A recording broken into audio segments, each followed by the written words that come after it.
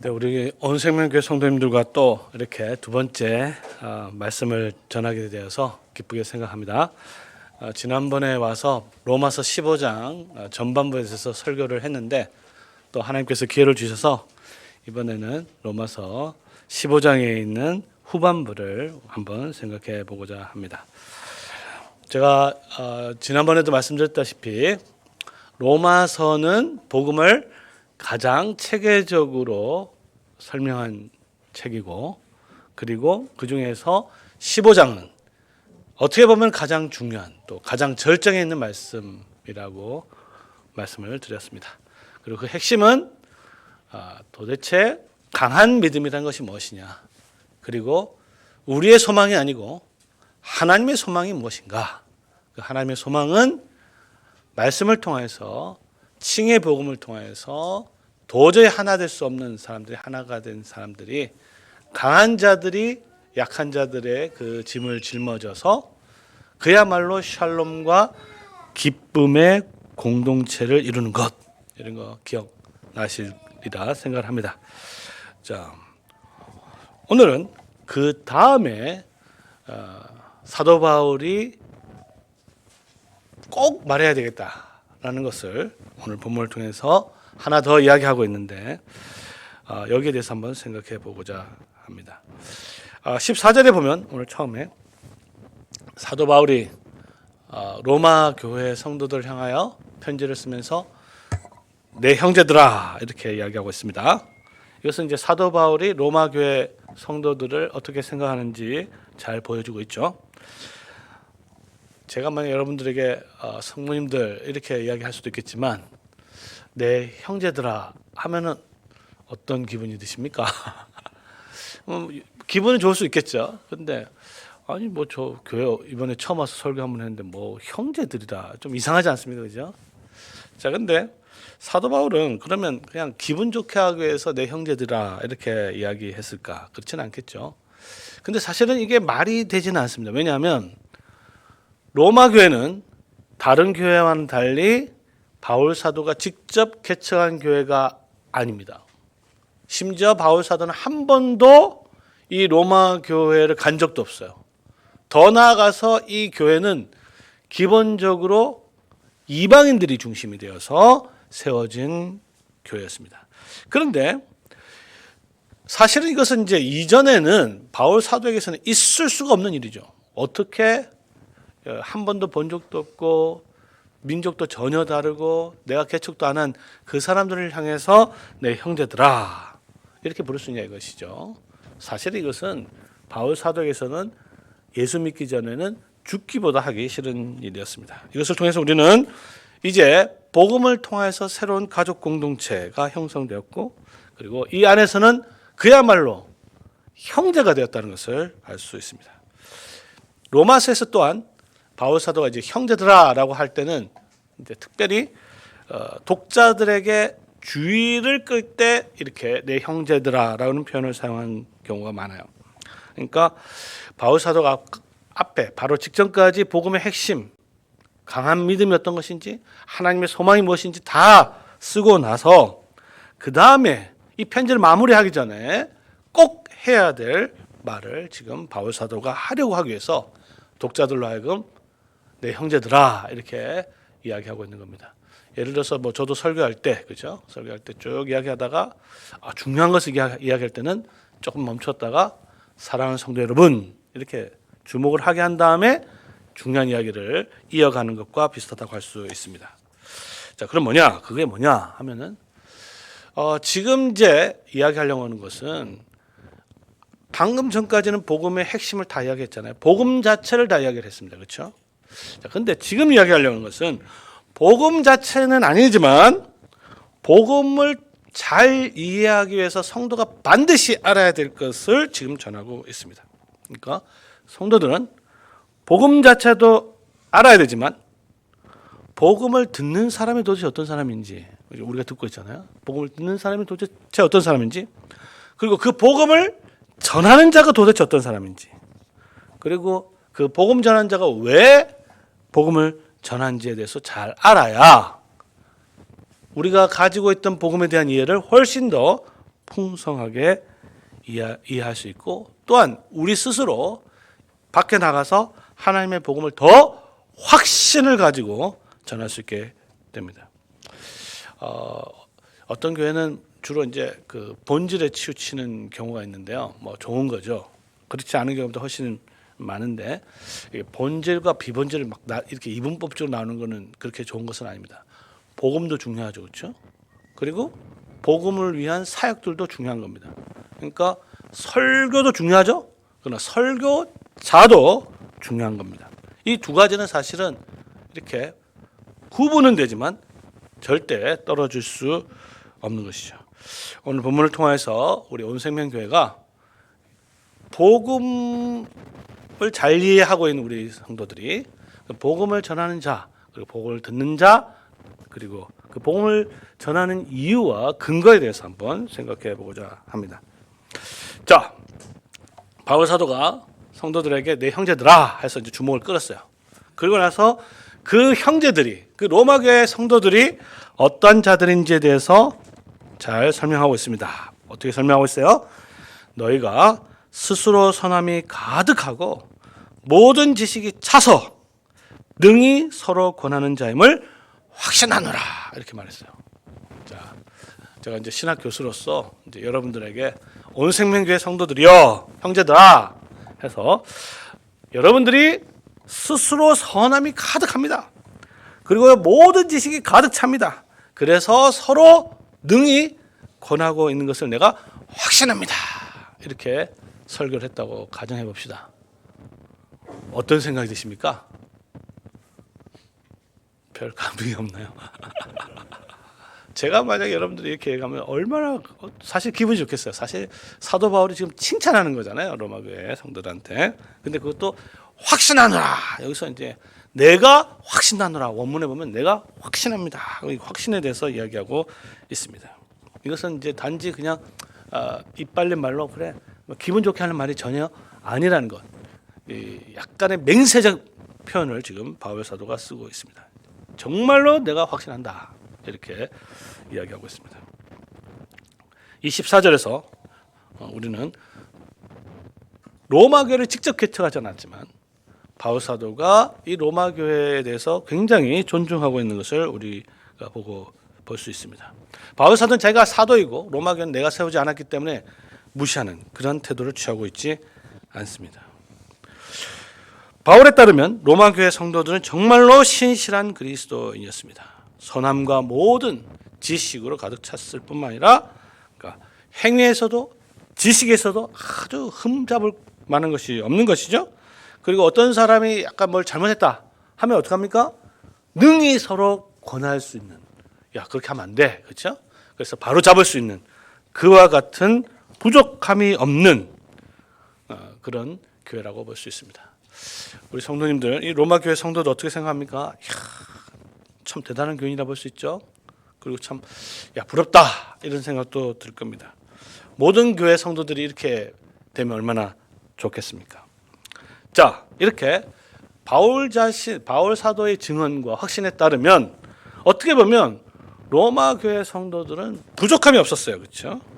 스스로 잘 세울 수 있는 교회였습니다.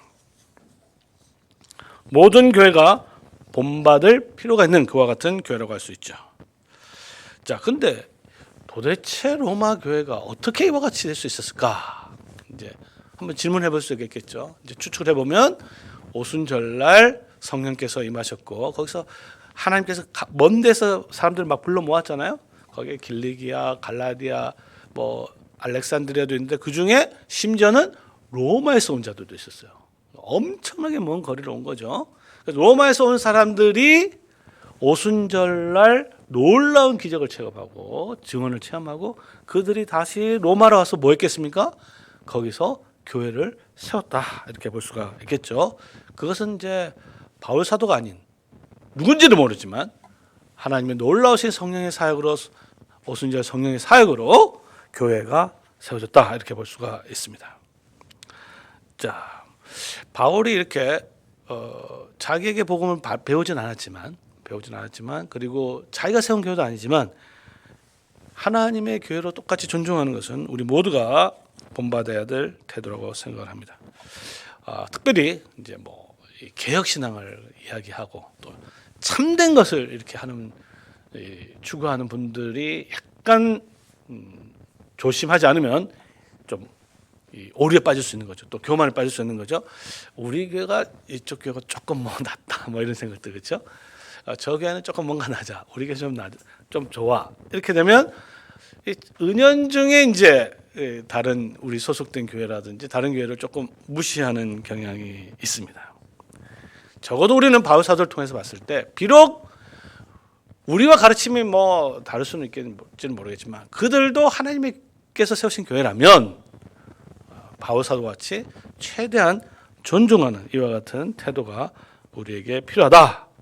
그래서 참된 신학과 교리를 가진 것에 대해서 감사하면서 동시에 겸손한 태도를 취해야 된다는 것을 우리 바울 사도를 통해서 알 수 있습니다. 자, 그럼 이제 질문이 생기는 거죠. 로마 교회 정말 훌륭한 교회고 부족함이 없고 서로를 위해서 잘 세워서 사실 바울 사도가 뭐 편지 쓸 필요도 없는 그런 교회였습니다. 자, 그러면 도대체 바울이 왜 로마서 같은 그와 같은 긴 편지를 썼느냐? 뭘 또 배울 필요가 있는가? 이 질문에 대해서 바울은 다음과 같이 대답하고 있습니다. 내가 너희로 다시 생각나게 하려고 담대하게 썼노라. 자, 여기서 이제 중요한 표현이 나오죠. 다시 생각나게 해서 담대하게 썼다. 즉 바울은 지금까지 썼던 모든 내용들, 15장까지 썼던 모든 내용 그 복음들이 새로운 것이 전혀 아니다.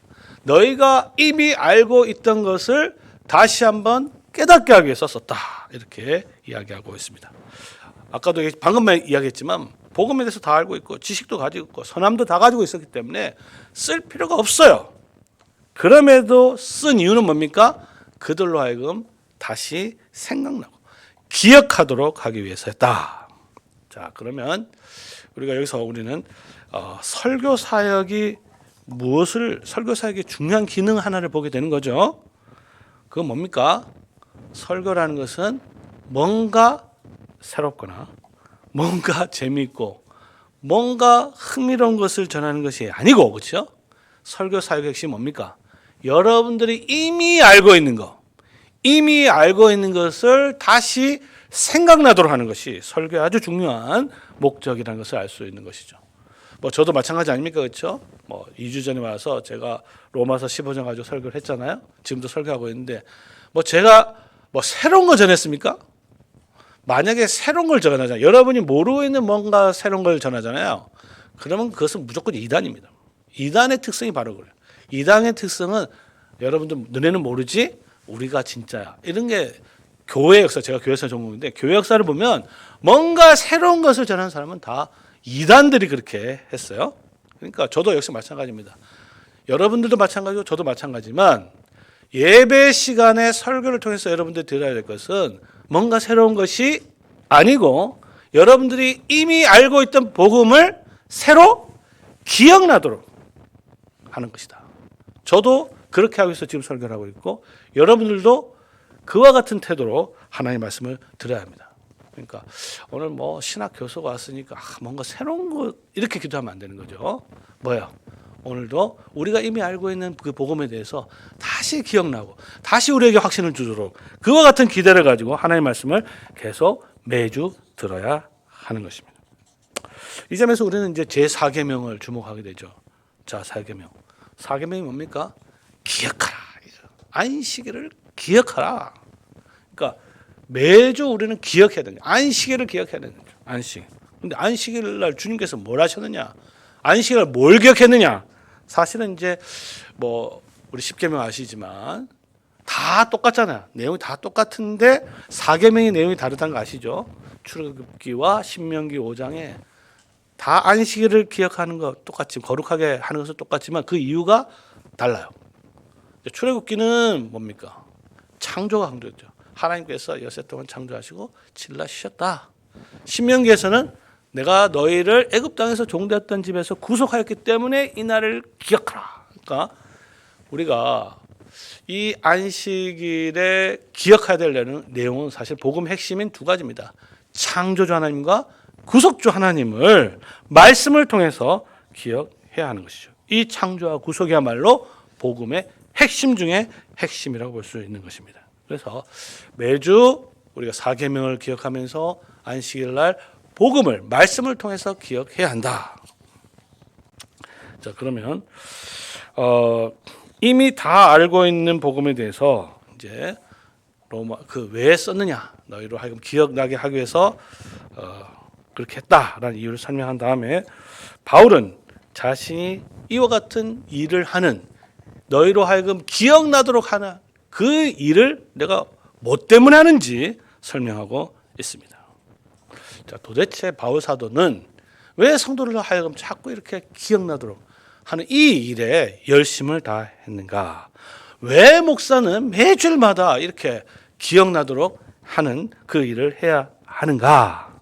자, 오늘 보니까 바울 사도는 아주 그 이유를 너무 간단하게 밝히고 있어요. 그렇죠? 그것은 하나님께서 내게 주신 은혜 때문이다. 이렇게 아주 분명히 밝히고 있습니다. 바울 사도가 엄청난 사역들을 많이 했는데 도대체 왜 그렇게 했느냐? 그것은 하나님께서 나에게 주신 은혜 때문이다. 자, 이것은 사실 오늘날 수많은 목사들에게 말씀의 사역자에 있어서 굉장히 중요하다고 생각합니다. 도대체 우리 목사님 왜 저렇게 열심히 하냐? 잘 알아야 됩니다. 우리 성도님들도요. 뭐 지금 안 목사님 안 계셔서 저 이렇게 이야기해야 되겠지만 우리 목사님 도대체 왜 저렇게 열심히 하냐? 그 이유를 알아야 됩니다. 본문을 통해서. 왜냐? 오늘날 수많은 목사들이 열심히 해요. 안 하는 사람 없습니다. 다 열심히 해요. 그런데 살짝 보면요. 그 밑을 보면 뭔가 다른 게 있어요. 뭔가 하나님의 은혜가 아닌 다른 게 있습니다. 그게 심지어는 거룩한 열망이 될 수 있어요. 하나님의 소망이 아니라 자신의 소망. 뭐 예를 들어서 교회를 크게 해서 한번 삐까번쩍하게 해본다든지 어떻게 하든지 성도들을 어떻게 해서 나의 유익을 챙긴다든지 뭐 이런 야망 또 심지어는 좀 비전 뭐 이런 어떤 심지어 거룩함을 포장한 그런 것 때문에 열심히 하는 사람들이 참 많은 것 같아요. 많습니다. 그렇기 때문에 우리 성도들 복음을 듣는 사람들은 항상 조심해서 들어야 돼요.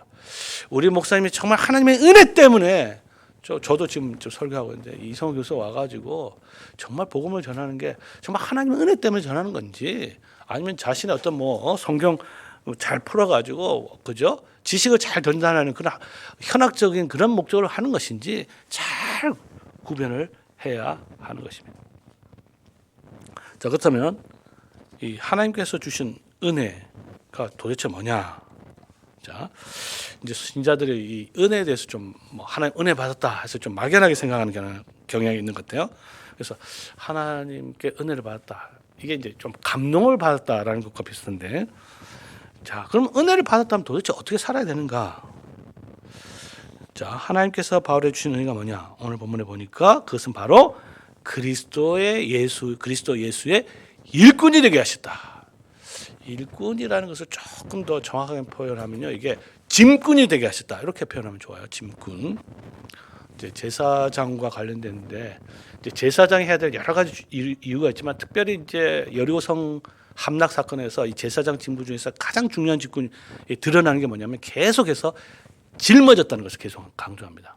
그러니까 이 짊어진 짐꾼이라는 뜻이에요. 짐꾼, 일꾼이 되었다. 그러니까 내가 예수 그리스도의 짐꾼과 일꾼이 되겠다. 여기서 우리는 하나님의 은혜와 직무의 관계를 보게 됩니다. 그 뭐냐? 은혜라는 것은 단순히 개인적인 어떤 감정을 만족시키는 것이 아니고 정말로 하나님의 은혜라는 것은 그 하나님께서 맡긴 직무를 감당하도록 하는 것이 은혜의 목적이라는 것입니다. 이제 일꾼 또는 짐꾼 이런 것은 이제 섬기는 이라는 말로 이제 표현이 되고 있는데 성경에서 이 섬기는 이라는 것은 기본적으로 제사장 직무와 관련되어 있습니다. 사실 대통령 비서실장도 굉장한 권한을 가지잖아요. 그러면 이제 그리스도의 비서실장, 그리스도 일꾼이라면 이제 큰 권세를 가지고 있다. 있다라고도 볼 수 있지만 중요한 것은 이 일꾼 자체가 하는 일이 중요한 거죠. 일. 직무가 중요한 거죠. 도대체 뭘 하는 것인가? 그리스도의 은혜를 통해서 은혜 때문에 열심히 하는데 그 해야 되는 일이 도대체 뭐냐? 그것은 오늘 본문에 보니까 제사장 직무, 제사장 직무. 예수님께서 일을 맡겼어요. 일을 맡겼는데 그 일이 뭐예요? 제사장 직무, 제사장 직무. 근데 이건 좀 성경을 조금 아시면 이제 말이 안 되는 거죠.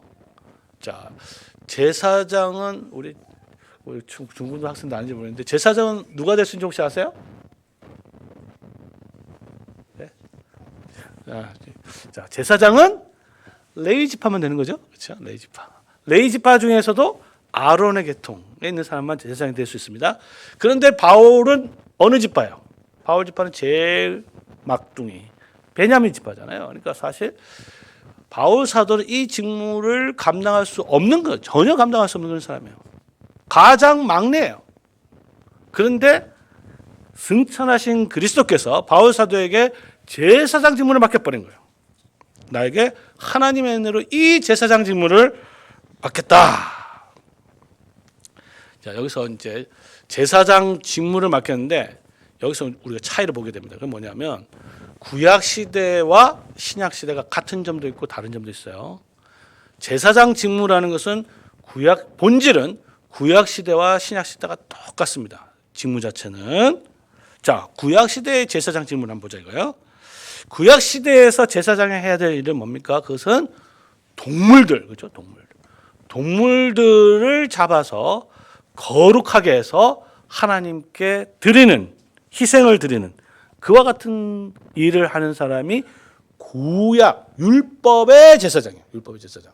이제는 율법의 시대가 가고 이제 복음의 시대가 왔잖아요. 복음의 시대, 오늘 신약 시대 하는 제사장들은 뭐냐? 그거는 뭐냐면 그것은 구약 시대는 동물들 했지만 신약 시대는 이방인들이에요. 사실은 차이는 별로 없죠. 이방인들도 사실 동물들은 차이는 없거든요. 이방인들, 하나님을 전혀 알지 못했던 이방인들을 제물로 삼아서 그들을 복음을 가지고 거룩하게 해서 하나님께 기쁘시게 하는 그것이 바로 복음의 제사장 직무입니다. 자, 이 일이 좋은 일이에요. 정말 하고 싶은 일이에요. 이게 하기 싫은 일이에요. 이게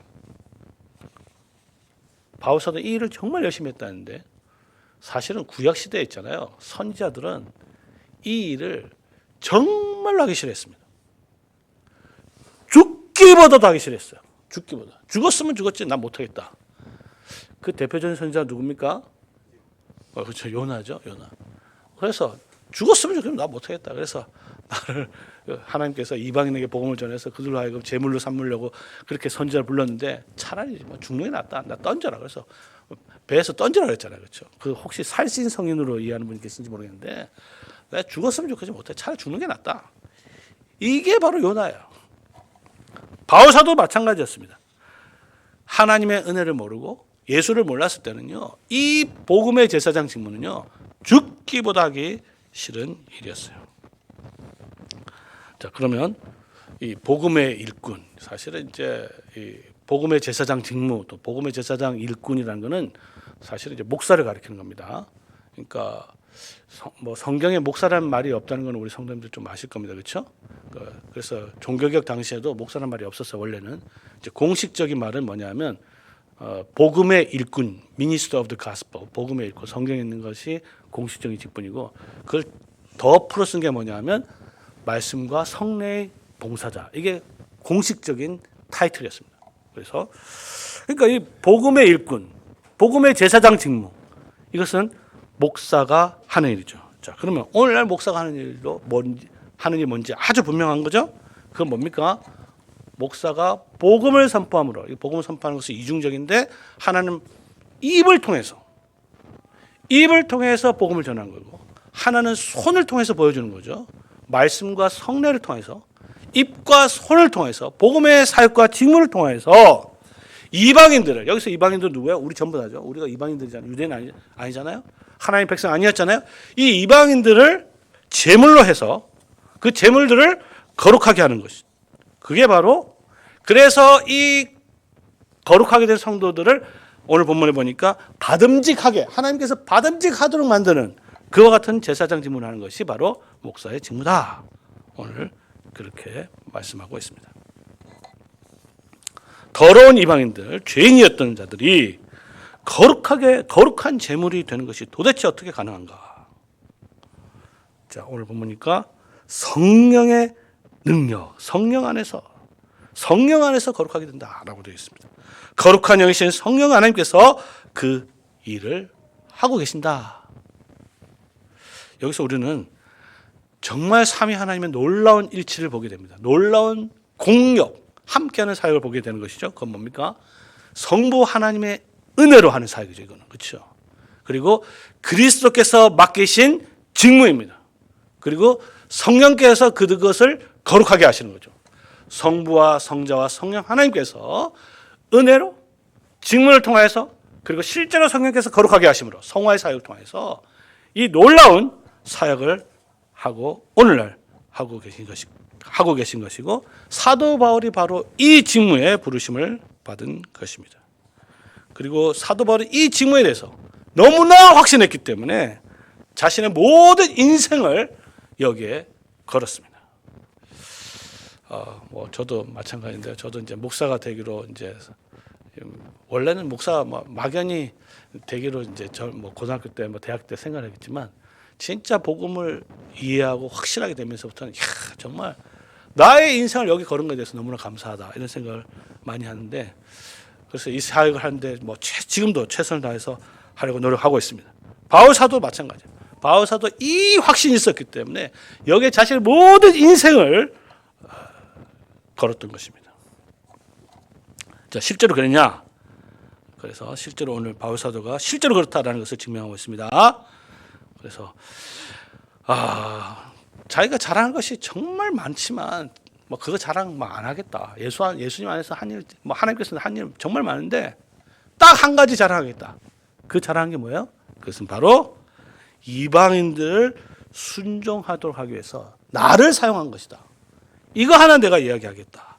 그리고 이것을 하기 위해서 이 이방인들이 복음에 순종하도록 하기 위해서 성령의 능력, 지난 시간에도 성령의 능력에 대해서 얘기했잖아요. 성령의 능력으로 하나님의 소망이 이루어지듯이 성령의 능력으로 이방인들이 하나님의 복음에 순종하게 되는 것입니다. 여기서 우리는 직분에 있어서 중요한 하나의 요소를 보게 되는 거죠. 그것은 바로 능력과 은사입니다. 사실 사도 바울에게 맡겨진 이 직무는요, 사람이 하기는 거의 불가능한 일이에요. 그렇죠?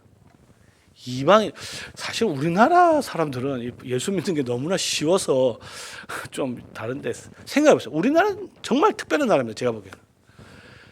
일본, 이슬람 한번 보세요. 중국 한번 보세요. 다른 나라들. 이 교회 나가는 사람 거의 없습니다. 복음을 전도해서 그들이 예수 믿게 해서 하나님을 경배하는 일은요, 정말로 힘든 일이에요. 특별히 바울 사도의 대상은 이방인들이고 여기서 이방인들은 헬라인들이고 헬라인은요 그 당시 스스로 가장 똑똑하다고 생각하는 사람들이에요. 여러분들이 쉽게 설명하면 이것입니다. 예를 들어서 우리나라에 어떤 저 아프리카 무슨 추장이 우리나라한테 와가지고 자기들 무슨 종교를 갖다 믿어라 이렇게 전도하면 여러분 믿겠습니까? 저 밑에 미개한 그 나라에서 온 사람들. 미국 사람들 맞죠. 미국 사람인데 저 아프리카 동남아 이런 데서 와가지고 복음이라 해서 한번 도를 한번 믿어보세요. 그 통하겠어요? 바울 사도는 그 일을 한 겁니다. 그랬는데 성령 하나님께서 놀라우신 능력과 기사가 함께 했기 때문에 그와 같은 일들을 아주 능숙하게 효과적으로 할 수 있었습니다. 이 성령의 능력을 받은 사도 바울은 자신의 직무에 최선을 다했습니다. 고린도 교회에 편지를 쓰면서 사도 바울은 이렇게 말한 적이 있어요. 맡은 자들에게 구할 것은 충성이다. 충성이다. 이렇게 한 적이 있어요. 그럼 바울 사도는 그러면 말로만 그러고 자기는 그러면 그렇게 안 했느냐? 그렇지 않습니다. 바울 사도가 실제로 그렇게 했다는 거예요. 내가 복을 맡았고 맡은 것에서 충성을 다했다. 오늘 본문에 보니까 뭐라고 이야기하고 있습니까? 내가 예루살렘으로부터 두루 행하여, 이건 뭐 별거 아니죠. 근데 일루리곤까지 그리스도의 복음을 편만하게 전하였노라. 자, 우리 중고등부 학생들 일루리곤 오늘 가서요, 나중에 찾아보세요. 이 어디 있는지 이걸 알아야 바울 사도 뭐라고 하는지 압니다. 그냥 일루리곤까지 갔나 보다 하면은 이제 우리 생각 서울에서, 예루살렘은 서울이니까 서울에서 뭐 한 천안, 제가 있는 천안이나 뭐 부산 정도 갔나 보다 이렇게 생각하면 안 되는 거예요. 일루리곤 한번 찾아보시면 이제 오늘날 치면 이렇게 됩니다. 바울 사도가 어떻게 복음을 전했냐, 얼마나 충성했느냐. 서울에서 예루살렘에서 출발해서 개성, 신의주, 베이징, 상하이, 남경, 베트남 하노이, 호치민, 아마 인도, 그 정도까지 간 거예요. 일루리곤이 바로 그 정도 위치입니다. 일루리곤까지. 일루리곤에서 조금만 턴하면 이제 로마로 들어가거든요. 여러분들이 이제 지중해 오늘 가서 지도를 잘 살펴서 뭐 아드리아해, 일루리곤 이런 것도 좀 살펴보세요. 이거 보면 이제 성경이 보이는 거예요. 야, 바울이 정말로 하나님의 은혜에 감격하고 정말로 충성했는데, 그 당시에 뭐 비행기 이런 게 없잖아요. 걸어서 배 타고 뭐, 그죠? 그렇게 복음을 전했다. 그런데 더 나아가서 복음을 전할 때 이미 복음이 전파된 곳에는 내가 안 했다. 복음이 전하지 않은 곳, 주님의 소식을 듣지 못한 곳에서 내가 사역을 했다. 그건 뭐냐? 그 역시 바울 사도 왜 그렇게 사역을 했냐? 그것은 바로 하나님의 말씀. 누구의 말씀이에요? 이사야 선지자의 말씀이죠. 이사야 선지자의 말씀. 그건 뭡니까? 오늘 본문에 보니까 주의 소식을 받지 못한 자들이 볼 것이요 듣지 못한 자들이 깨달으리라. 이 말씀에 확신했기 때문에 하나님의 복음을 듣지 않은 자들의 거기까지 가서 이 바울 사도는 복음을 전하였습니다. 자, 이제 하나님의 말씀을 정리하도록 하겠습니다. 오늘 본문은 복음 그 자체와 복음을 전하는 자들, 그 직분의 관계가 얼마나 중요한지를 잘 가르쳐주고 있습니다. 자, 본문 직전까지 바울은 복음의 진술을 정말 탁월하게 잘 설명했죠.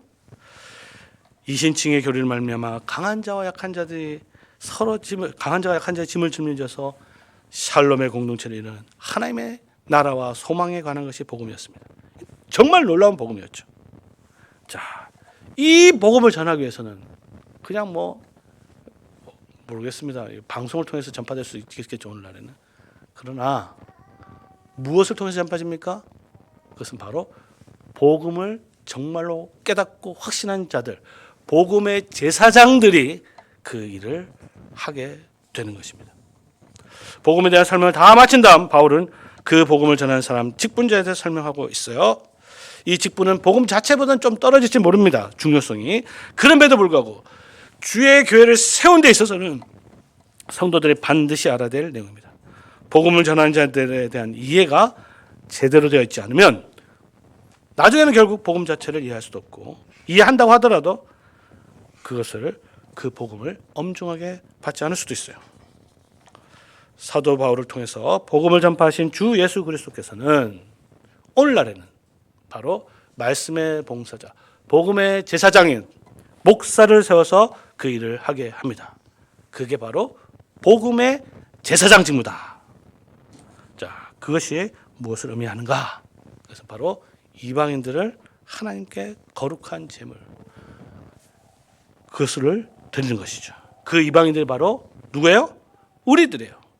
그러니까 목사는 구약 시대와 마찬가지예요. 제사장들과 마찬가지로 이방이었던 죄인들이었던 성도를 하나님께 기뻐하시는 제물로 만들어 드리는 그 일을 하게 되는 것입니다. 그러면 설교를 듣는, 복음을 듣는 성도들은 어떻게 될까요? 내가 설교를 듣고 뭐가 돼야지? 내가 하나님께 기쁘시게 받아들인 제물이 되었다겠다. 이와 같은 생각을 하면서 말씀을 듣고 성례에 참여해야 하는 것입니다. 이 제사장의 직무는 복음 선포인 말씀, 설교를 통해서 이루어지고 있습니다. 자, 매주 와서 여러분들이 하나님의 말씀 듣고 있잖아요. 그렇죠? 자, 듣는 그 목적이 뭐냐? 이거 분명하죠. 듣는 목적은 뭐예요? 여러분들이 왜 내가 이 설교 들어야 됐냐? 그 목적은 아주 분명하죠. 내가 이 설교를 듣고 복음으로 거룩하게 돼서 내가 하나님께 제물이 되어야 되겠구나 라는 의식을 가지고 들어야 한다. 그 이유는 뭐냐? 제물이 되기 위해서 반드시 필요한 것이 뭐예요? 거룩입니다. 내가 거룩하니 너희도 거룩하라. 하나님은 거룩하신 분입니다. 근데 이 죄인을 거룩하게 하는 건 인간이 할 수 있는 것이 아니죠. 뭡니까? 성령의 능력이 필요한 겁니다.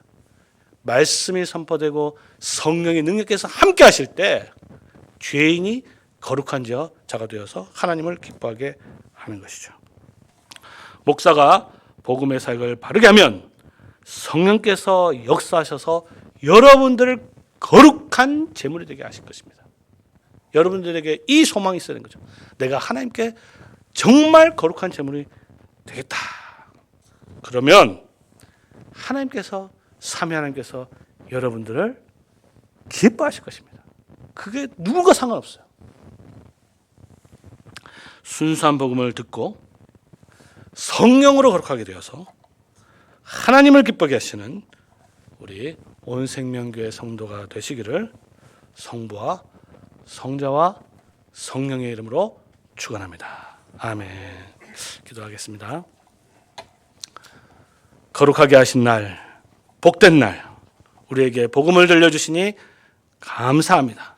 이 복음을 통해서 삼위 하나님의 복음의 사역을 기억하게 하시니 감사를 드립니다. 우리가 이제 복음을 들었사오니 이 복음을 통해서 우리가 하나님을 기쁘시게 하는 거룩한 제물이 되게 하시고 이 제물이 되게 하는 그 열망으로 우리를 가득 채워 주시옵소서. 우리 주 예수님의 이름으로 기도를 드립니다. 아멘.